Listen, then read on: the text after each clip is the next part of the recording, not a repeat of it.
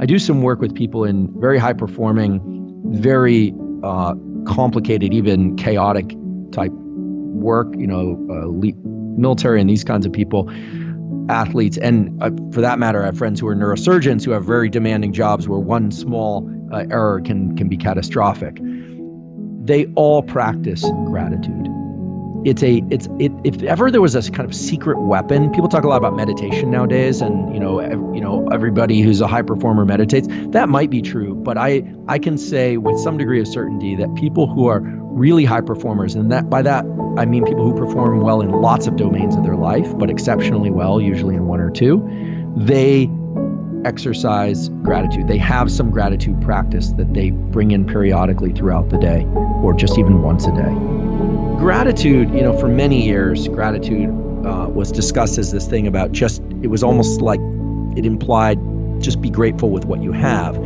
But we need to remove the just part of that statement. It's about stopping for a moment.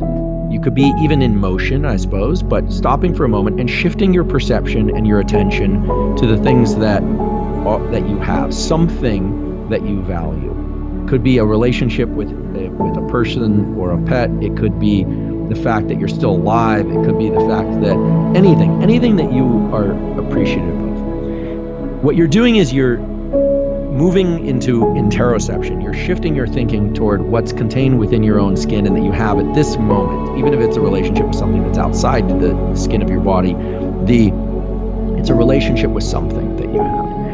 We know that stimulates the release of serotonin and at a longer time scale, things like oxytocin. This works best if you think about a relationship to some person or some other, I mentioned pet because it doesn't have to be a human being, but in general, that's where it works best. And that shift provides a number of positive things. First of all, it does increase, it's known to improve immunity. There's no question that being in those states where serotonin is released can improve immunity. There is a positive effect on other neurochemical systems and circuits in the brain, including some spillover to the dopamine system. And that spillover to the dopamine system then restores our optimism and our feeling of what's possible about what's out there in the world. The dopamine system and the serotonin system were designed to kind of work back and forth in kind of a push-pull, but they kind of pass the ball back and forth. And that dopamine trigger then makes us think that there is a future, there is possibility, because the fact that it is all about anticipation and the sense of more it's not necessarily at appropriate levels a greedy sense of more. So gratitude, if you do this, gratitude is not complacency. It's shifting your brain into a mode of possibility. So it's a little bit counterintuitive because you think if I just focus on what I've already got, how is that focused on possibility? But that's because it triggers the activation of these neurochemical systems that then place our attention on, okay, everything is okay internally, and therefore I can focus on the external, right?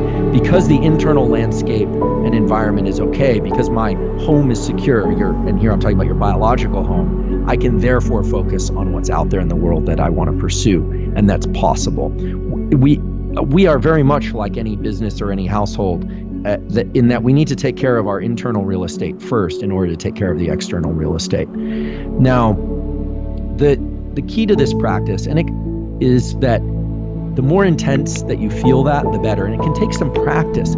People don't necessarily get this the first time. They don't get overwhelmed with a sense of gratitude, and you're not even necessarily looking for a sense of overwhelm. Oftentimes, you're just going to do this for 10 seconds, 1 minute. This is a trivial amount of time in the greater scope of things, but its positive effects are outscaled with that time investment. And what I will say is that I'll mention one other incentive for gratitude practice. There's Mother Nature generally has a reward and she has a punishment chemical.